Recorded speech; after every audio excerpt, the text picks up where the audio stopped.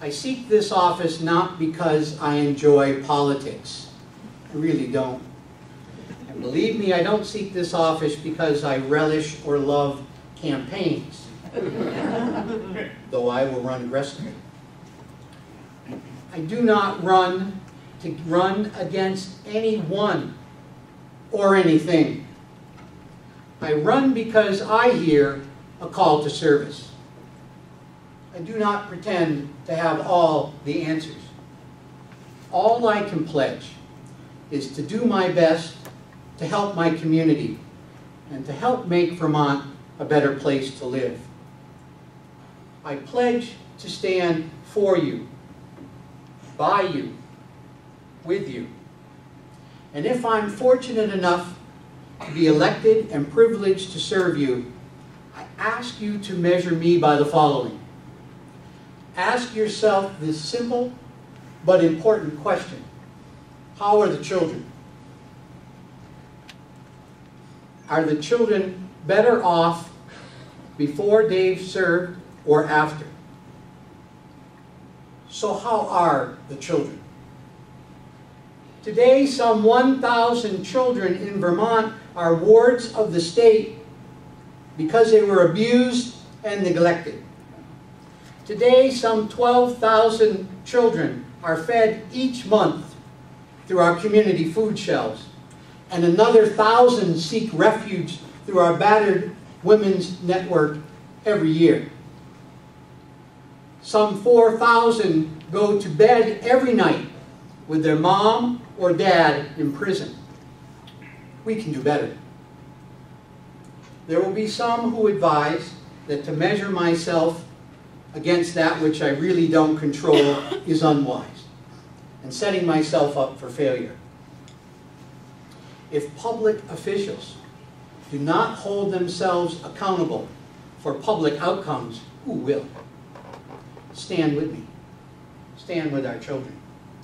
Hold me accountable for positive change, not for the political points I score. I hope there's none of that. Or for bipartisanship, but for making a difference on behalf of our community. I know that the key to helping Vermonters during these challenging times may be bigger than any one of us. Personal median family income has dropped by $2,000 a family since this recession started. Foreclosures in Lamoille County alone have doubled, and the bankruptcy rate in Vermont has doubled. But I also know if we don't do what we can to help stimulate our economy, our quality of lives literally lie in the balance. If we don't have decent jobs, how can any of us be truly independent? We are all connected and to varying degrees dependent on each other. A strong economy helps us all, and I pledge, if elected, to be focused on that like a laser. Yet, we must do this in a way that respects our land, protects the air we breathe, and keeps our streams clean. If we mar the Vermont landscape while promoting economic growth, we may yield short-term benefits, but we will not leave this a better place for those who come behind us. The Vermont landscape and our rural character and the Vermont way we love, how we care for it, will define us for generations to come. There will be other more appropriate times for me to go into detail on a myriad of different issues, including economic development, fair taxation and education, a thoughtful energy policy. But I want to touch briefly on something I have devoted much of my 30-year career to. Access to health care ought not depend on the size of your wallet. Our health should not be tied to our wealth. Parents shouldn't have to put a donation jar at the local businesses to pay for their kids' care.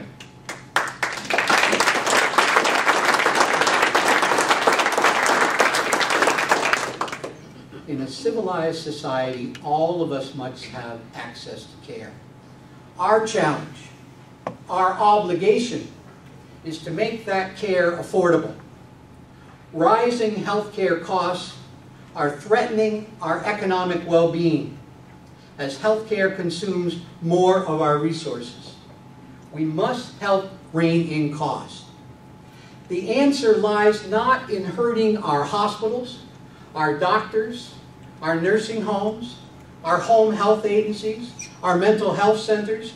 These community organizations are the very healthcare safety net we must preserve. For too long, government has given them short shrift as if they were the problem, when in fact, the lack of a coordinated system, in fact, the dysfunctional system we have, which pays in a categorical, piecemeal, Byzantine fashion, has led to a system where those who consume 70% of all health care, those with a chronic illness, only get the right care at the right time 55% of the time. Can you imagine if they got the right care 60, 65%, or 70% of the time? Might costs come down? The short answer is yes. And when it does, pressure on escalating premiums will come down, and employers and employees alike will benefit. I will have much, much more to say about this in the months ahead. But my wife reminded me to be brief today. But before I close, I just want there to be no doubt about my values. I believe, much like Lincoln, that the legitimate object of government is to do for a community of people whatever it is they need to have done, but cannot do at all in their individual or separate capacity. I believe the true measure of our success has little to do with the wealth we acquire, the power we amass, or the possessions we accumulate. In the end, what matters most is how we care for those who are the frailest and most vulnerable among us. Thank you for coming today. I'll do my very best by you and work my hardest for you. Thank you.